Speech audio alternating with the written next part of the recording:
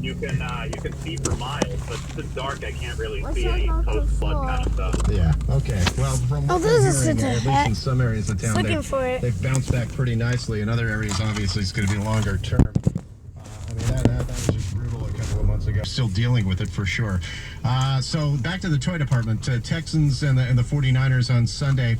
And you wrote about several players to watch on Sunday. First of all, I want to ask you about Trent Taylor. I hope he's still not sick. That sounded like a bad one. No, and he was back in the locker room yesterday playing ping pong, and they have this ping pong table set up in the middle of the 49ers locker room. Right. That has become a pretty popular attraction back in training camp. It was always fun to watch Navarro Bowman play Reuben Foster because one of those guys was very focused, I think, on. I got to know what both of those guys would be like, on the football field before you actually saw them at practice or in a game, and they were, they really embodied their playing style on the ping pong table. Well, Trent Taylor, he's one of the quickest players, quickest rookies in the NFL. He was in the top 5 of that 3-cone drill in the NFL Combine. And he's only 5'8", so you would expect him to be quick on the ping pong table, and he is. He even played tennis one year in high school, made it to the state finals. So back on the ping pong table, he was not sick anymore. He looked a lot better, and he beat C.J. Beathard. Did they actually have high school finals in ping pong? No, in tennis. In tennis, I'm sorry. Yeah, in tennis. No. Yeah, sorry, I was mixing the sports a little bit there, but I think a lot of the skills probably translate. Right. Table tennis is some called. I would not be surprised, though, in some regions of the world where that's huge, for sure. But it's a handy little did we know that it's a handy little skill to have you come to the 49ers. That's a big part of it, absolutely. You go in that locker room and guys are playing ping pong all the time. It's a good way to get stuff off your mind, especially when you're going that these wins that they get now have some real value. Forget about the draft position. These guys aren't worried about that, especially for the younger players, to see what it takes to win and to see how it looks with a new quarterback. That had to be a real, jolt of energy. Yeah, I think that the whole tanking thing and let's worry about our draft position may have a little bit of merit when you're still looking for a quarterback. Mm-hmm. That's usually the guy that, to be a surefire instant fix, you have to get early, otherwise it's a project.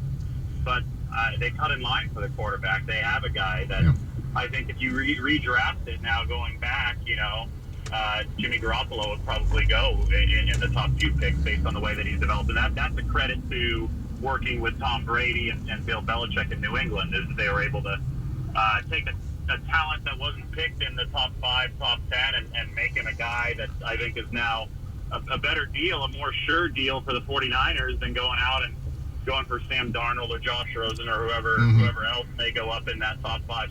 So they have the quarterback situation figured out, and I think that puts even more emphasis and even more importance on winning these games on the field.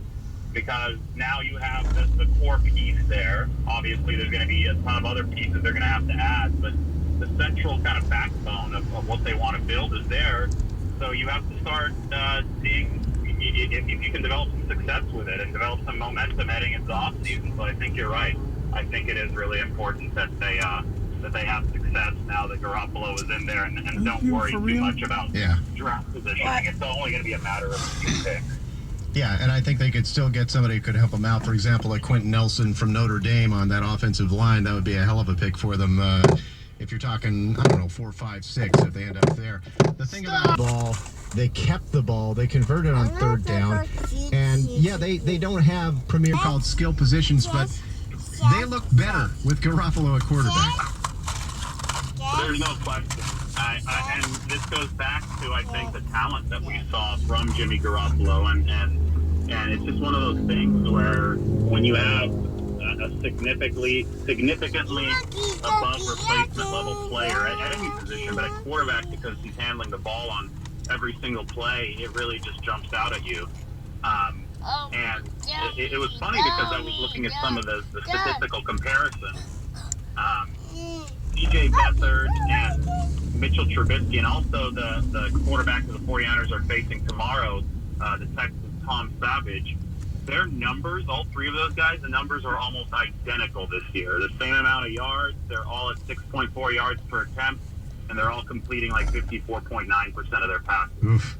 And so anyway, you get the idea now that all of those teams were dealing with quarterbacks. I know the Bears hope that Trubisky is still going to develop, but I don't think you could feel that good if the guy that you used your number 2 pick on is performing identically statistically to the third rounder for the 49ers, and the Bears arguably have a little bit more offensively there this year. But anyway, that's a side note. But still, that's kind of the quarterback average or below average quarterback. And it's very clear that the 49ers, when they moved to Jimmy Garoppolo, went from the average / below average department to, an eye-popping, wow, this is something else department. And you saw the difference on the field last week. Jimmy Garoppolo was taking shots not deep downfield, but downfield, where Trubisky only threw one ball that traveled more than 11 yards past the line of scrimmage, and he went like 12 and 15 for 85 yards. But Garoppolo was eye-popping out there. And when you pass the eye test, when you have the better quarterback in this league, you can win on any given Sunday. I mean, it's as simple as that. The rest of the roster doesn't have to be as talented. You have a legitimate shot to win every week when you have an advantage in the quarterback department, as the 49ers will again have tomorrow. Yep. David Lombardi, 49er beat writer for The Athletic, joining us for a few more minutes. And the Texans are about as banged up as the 49ers have been, but they still have Jadeveon Clowney. That's why I worry about him. I worry about Hopkins, but especially Clowney. And that's why I think it bears close monitoring how healthy the 49ers offensive line is going to be. Actually, last name. Yeah, and Clowney. It's great that you ask about health, because sounds like his family assuming lives Trent in the Brown circus plays, because he's the only and questionable lives player as right now, but clowns. he's in essentially the same boat that he was last week when he was a game-time decision, and he went against Chicago, so I'd actually be surprised if he didn't play in this game. And if Trent Brown does play, this will be the first game all season in which the 49ers have their entire 53-man roster healthy and at their disposal. So even in week 1, I think Jimmy Ward was unavailable, and he was on the 53-man roster. So this would be the first time, obviously, week 4. Several of them, but on each backbone, it's a little broken back. I asked my mom, who's a doctor, if I could write that. She said, well, that could be misleading, because a broken back implies paralysis and all this. So she said it's not that. It's not like his ability to walk was threatened, but obviously a painful injury. So he, on a hit in the first quarter of that game against Indianapolis, he broke 2 of those transverse processes in his back, and then also broke a rib, and then a hematoma on the muscle, the psoas muscle, which is in the lower back. So the 49ers just listed it every week in their injury report as a back injury, so nobody really knew what was going on. And I just talked to Juszczyk the other day, and he was like, oh, well, I kind of wanted to tell you guys, and I just played 3 quarters plus overtime of that Indianapolis game with a couple fractures there. So, yeah, tough guy, and he only missed 2 weeks. He's supposed to miss more. That's a good little nugget to leave out there. I got a little fracture in my back, but these guys are unbelievable. Well, and he had to go to the hospital, too. Right. So the stuff these guys go through, and they don't have the guaranteed money that other sports have, is just ridiculous. Real quick, do you think they get it done tomorrow, 49ers?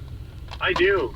I mean, it to me, in my head, it comes down to Jimmy Garoppolo against Tom Savage, and I think anybody in their right mind would take Jimmy Garoppolo. And it just, you haven't been able to say that the 49ers have had the quarterback advantage since Jim Harbaugh was the coach. Because Colin Kaepernick that we saw last year was not the Colin Kaepernick that we saw before after all those surgeries. He was a lot more thin. So the quarterback advantage for the 49ers now is real. And it was last week. It came down to that. I mean, the only reason the Bears were in that game, I mean, the 49ers came the Rams to close it out. So it's a nice little ramp up here to end the season. Yeah, I think they got a very good shot tomorrow. All right, David, enjoy the visit to Houston. We'll talk to you soon.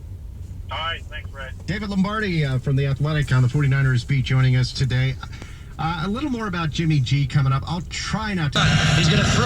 Here comes back. They sacked him. The Raiders travel to Kansas City to battle the Chiefs. Raiders! On the home for Raiders football. 95.